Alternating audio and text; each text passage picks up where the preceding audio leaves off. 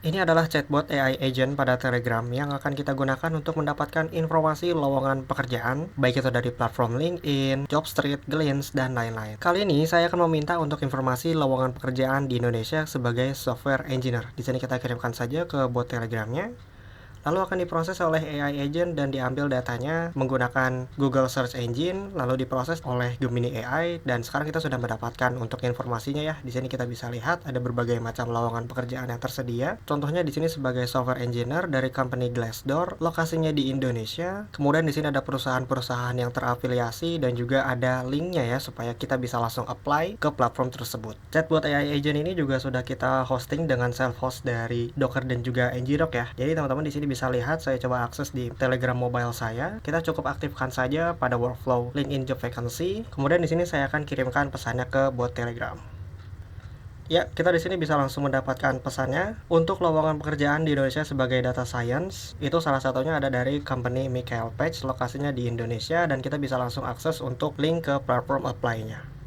Assalamualaikum warahmatullahi wabarakatuh. Oke, gimana teman-teman semuanya? Seperti yang sudah teman-teman lihat pada demo di awal video tadi, kita akan membuat chatbot AI agent sederhana pada Telegram yang mampu mengambil informasi lowongan pekerjaan berdasarkan bidang yang kita pilih dan juga lokasinya ya. Dan teman-teman nggak perlu khawatir, tutorial kali itu full gratis ya. Baik itu dari API-nya, service-nya, hingga platformnya di sini kita gunakan full gratis. Untuk bisa menjalankan NET-nya, di sini saya gunakan Docker dan juga Nginx supaya bisa mensupport self-hosted yang sudah saya paparkan sebelumnya. Di sini saya sudah jalankan ya untuk Dockernya, begitu juga dengan Nginx-nya. Jika teman-teman belum setup ataupun mengalami kebingungan, silakan tonton video saya yang ini. Di sana saya jelaskan full secara detail step by step untuk konfigurasi dan setup Docker dan juga Nginx untuk keperluan running NetN supaya bisa self-host kayak tadi. Jika sudah, di sini kita tidak perlu berlama-lama lagi lah ya. Kita akan langsung masuk ke inti dari videonya. Silakan teman-teman buat workflow baru pada NetN-nya. Contoh di sini saya sudah masuk ke workflow barunya. Saya beri nama yaitu Job Vacancy YT. Kita akan memulai untuk membuat node baru. Di sini akan saya tambahkan untuk node Telegram trigger.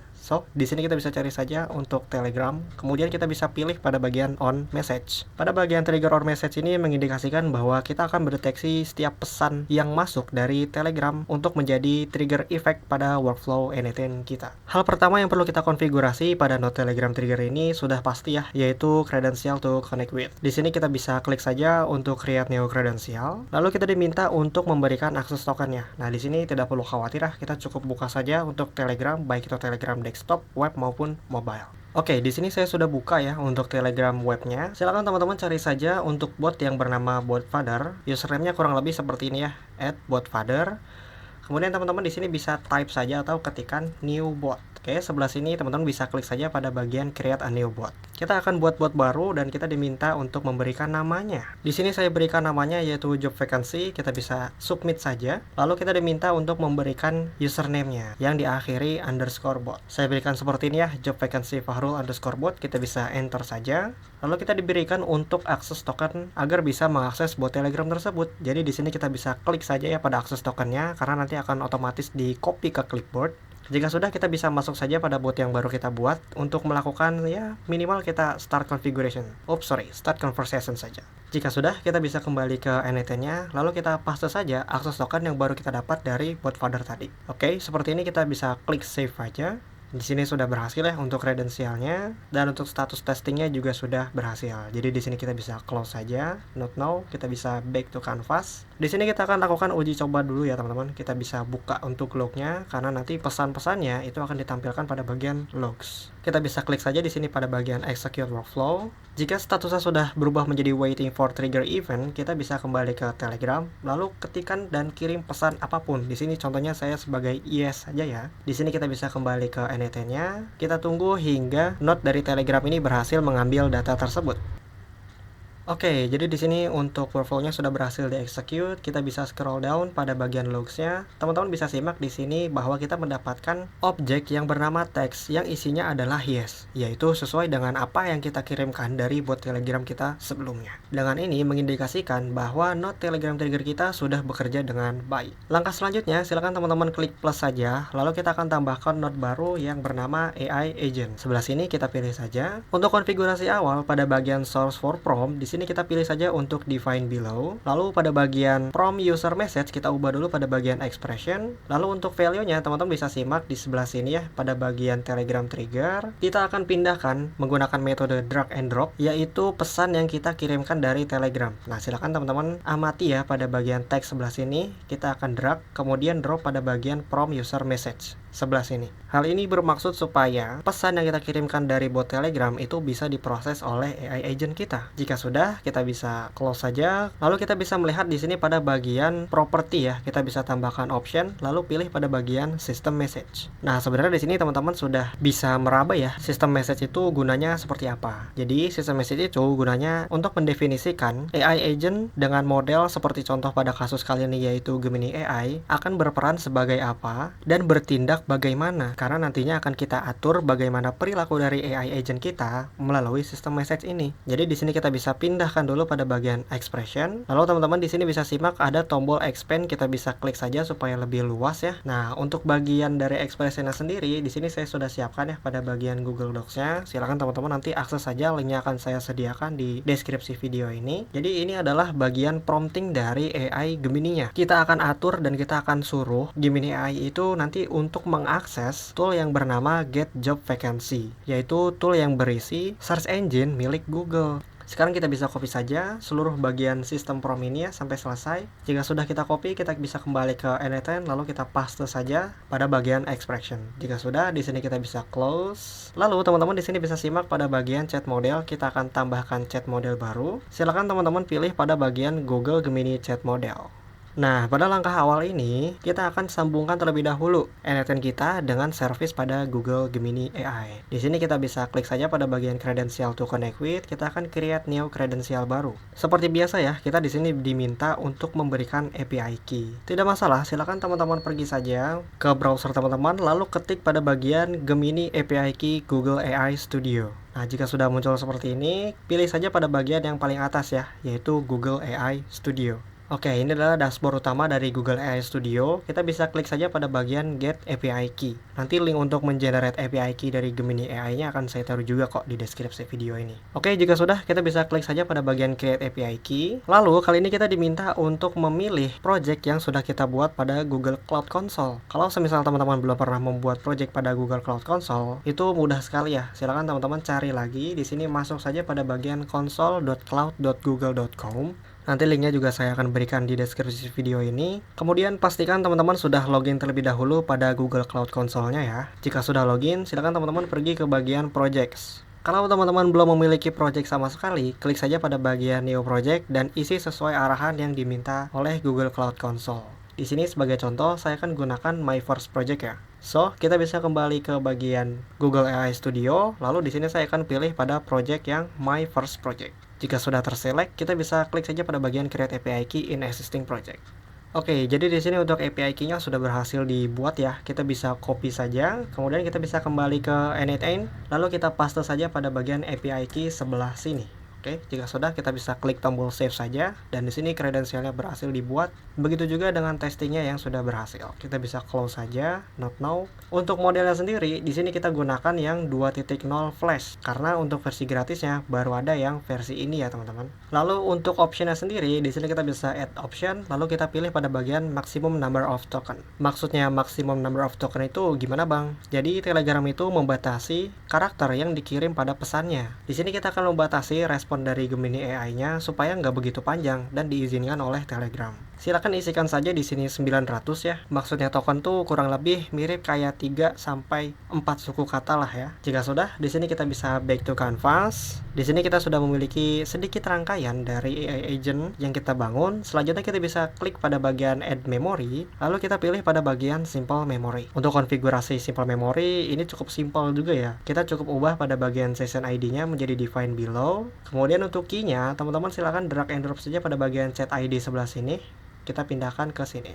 Oke, jika sudah, kita back to canvas karena konfigurasi memori Cukup simpel kali ini. Jika sudah, kita bisa klik pada bagian tools untuk menambahkan tools baru. Di sini kita pilih pada bagian HTTP request tool. Nah, pada konfigurasi awal kali ini, pastikan untuk nama dari toolsnya itu sesuai ya. Di sini kan kita sudah deskripsikan bahwa kita akan memanggil tool yang bernama get job vacancy. Oleh karena itu, nama toolsnya di sini kita ubah dulu, bukan HTTP request tapi get job vacancy. Oke, seperti ini. Kemudian untuk deskripsinya, di sini saya akan berikan simple aja ya. Use this tool to get job vacancy. Karena deskripsi secara eksplisitnya itu sudah kita deskripsikan melalui sistem prompt tadi yang panjang pada bagian AI agent. Kemudian untuk URL-nya, silakan teman-teman masukkan saja seperti ini, https://setupapi.com/search.json, yaitu URL search engine milik Google ya teman-teman.